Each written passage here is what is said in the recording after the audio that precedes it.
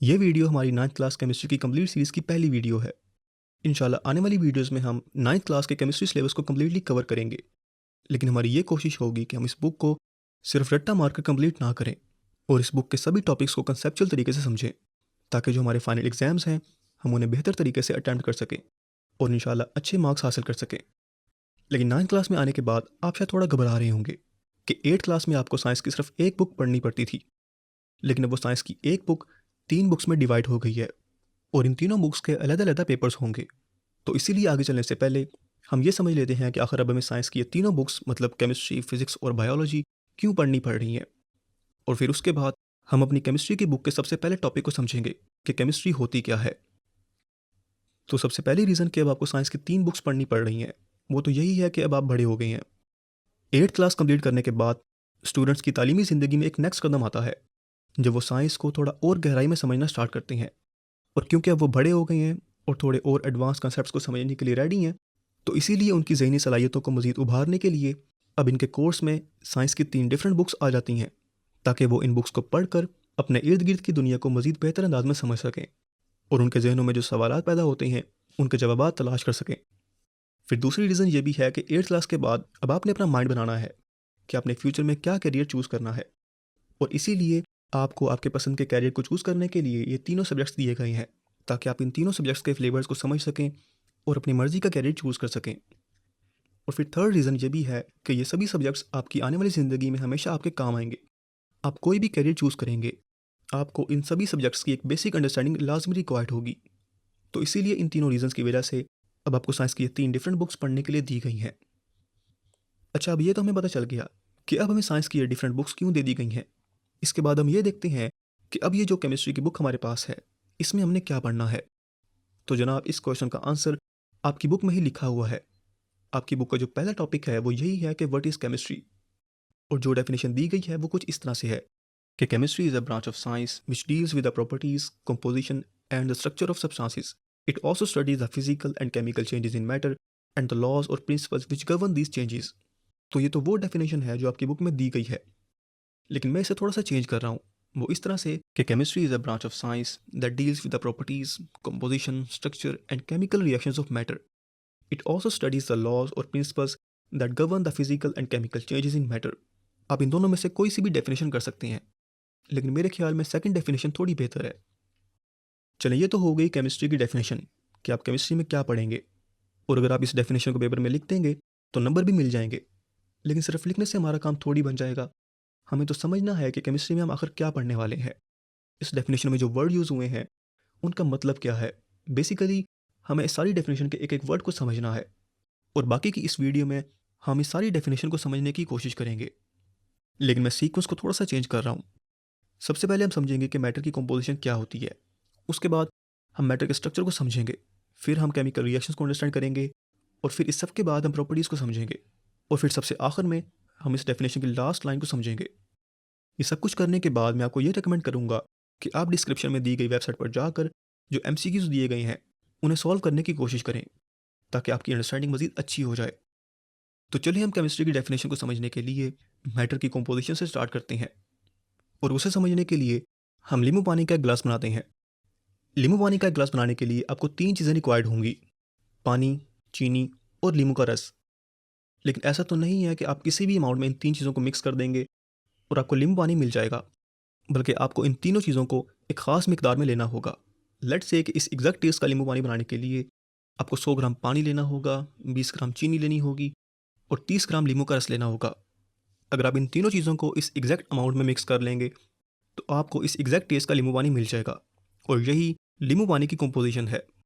मतलब अगर आप गौर करें तो लींबू पानी की कंपोजिशन में 2 चीज़ें आती हैं। पहला कि वो किन इंग्रेडिएंट्स या कंपोनेंट से मिलकर बना है, और दूसरा वो कंपोनेंट्स उसमें किस अमाउंट में मौजूद हैं। और किसी भी मैटर की कंपोजिशन में यही 2 चीज़ें शामिल होती हैं। हमारे इर्द गिर्द जितना भी मैटर है वो छोटे छोटे पार्टिकल्स या यूनिट से मिलकर बनता है। फॉर एग्जाम्पल, अगर आप पानी को ही लें तो पानी का एक पार्टिकल या यूनिट 2 हाइड्रोजन एटम्स और एक ऑक्सीजन एटम से मिलकर बनता है। तो अगर कोई आपसे पूछे कि आप मुझे पानी की कंपोजिशन बताएं, तो आप उसे सिर्फ यही कहेंगे कि पानी की कंपोजिशन में 2 हाइड्रोजन एटम्स हैं और एक ऑक्सीजन एटम है। और फिर आप जहाँ कहीं से मर्जी पानी ले लें, पानी की ये कंपोजिशन कभी भी चेंज नहीं होगी।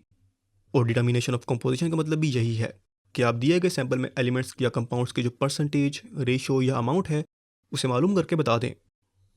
यानी अगर मैं आपसे कहूँ कि इस नींबू पानी की कंपोजिशन क्या थी, तो आप एक्सपेरिमेंट्स करके ये पता लगाएंगे कि ये नींबू पानी किन चीज़ों से मिलकर बना है, मतलब इसके कंपोनेंट्स क्या हैं, और फिर वो कंपोनेंट्स इसमें किस अमाउंट, रेशो या परसेंटेज में है।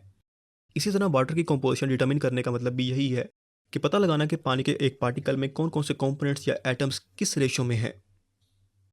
तो ये तो होगी मैटर की कंपोजिशन। अब हम चलते हैं मैटर के स्ट्रक्चर की तरफ और उसे समझते हैं।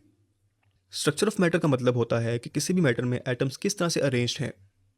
इस डेफिनेशन को समझने के लिए हम ये 4 डिफरेंट एटम्स लेते हैं और इन्हें जोड़कर मैटर बनाते हैं। लेकिन सवाल ये है कि हमने इन एटम्स को किस तरह से जोड़ना है, क्योंकि इन एटम्स को जोड़ने के डिफरेंट तरीके हैं।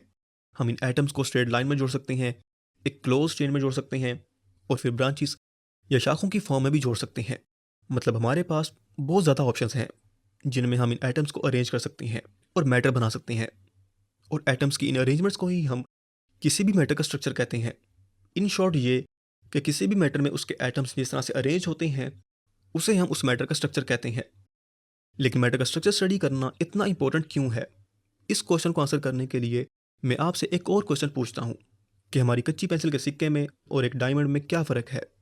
शायद आप इस सवाल के जवाब में इन दोनों के कलर डिफरेंस की बात करेंगे या फिर प्राइस डिफरेंस की बात करेंगे, और किसी हद तक ये एक सही जवाब भी होगा।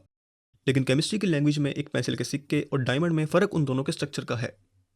हमारी पेंसिल का जो सिक्का है वो ग्रेफाइट का बना होता है, और ग्रेफाइट और डायमंड दोनों कार्बन एटम से मिलकर बने होते हैं, और इन दोनों में सेम एटम के डिफरेंट अरेंजमेंट से हमें डिफरेंट तरह का मैटर देखने को मिलता है, जिसमें एक मैटर तो बहुत ही कॉमन और सस्ता है, लेकिन दूसरा मैटर बहुत ही कीमती और रेयर है।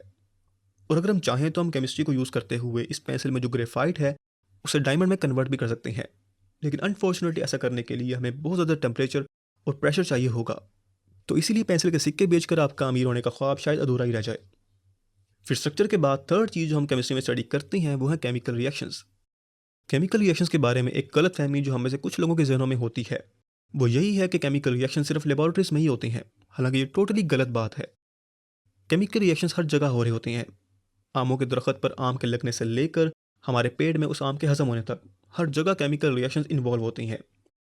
तो इसीलिए अगर हम केमिकल रिएक्शन को डिफाइन करें तो वो कुछ इस तरह से होगा कि केमिकल रिएक्शन एक ऐसा प्रोसेस है जो मैटर की कंपोजिशन को या स्ट्रक्चर को चेंज कर देता है।